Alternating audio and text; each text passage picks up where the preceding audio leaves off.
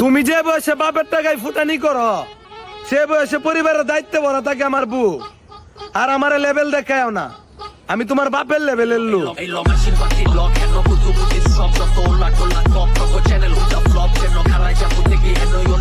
নবীজির শিক্ষা করিও না ভিক্ষা, মেহনত করো সবে।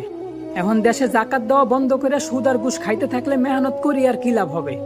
একদিকে জাকাত নেওয়ার কারণে কিছু মানুষ প্রয়োজনের চাইতেও বেশি অর্থ উপার্জন করায়, তাদের মাঝে লোভ কাজ করে, আর এই লোভ থেকেই মানুষের বড় পাপ হয়।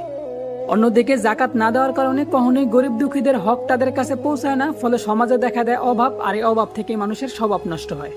তো বলি, সুদ ঘুষের এই লক্ষ কোটি টাকা দিয়ে বড় বাড়ি বানায় কি লাভ, যদি নিজের শেষ ঠিকানা 3.5 হাতে একটা মাটির ঘরেই হয়? আর জাকাত না দিয়া বড় ব্যাংক ব্যালেন্স কইরেই বা কি লাভ, যদি 3 টুকরা কাফনের কাপড়ে 1 টুকরাতেও কোনো পকেট না হয়? কথাগুলা সত্য, কিছু মানুষের গায়ে লাগবো তাই।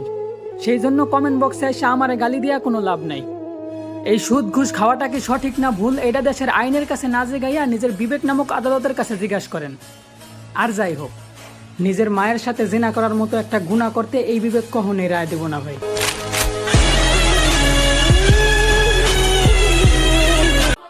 হিসু চাইবে রেখা কখনো কারোর সাথে কথা বইল না, তারে তো পাইবাই না, উল্টা তোমার কিডনিতে পাথর জমে যাইব।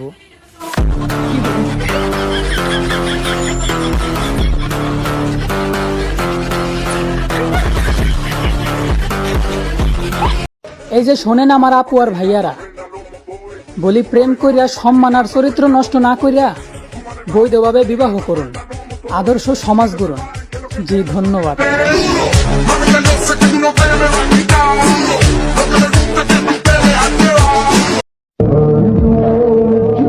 তোমার অল্প ভালোবাসায় আমারে পাগল বানাইলা, আর আমার গভীর ভালোবাসায় তুমি মজা নিলা।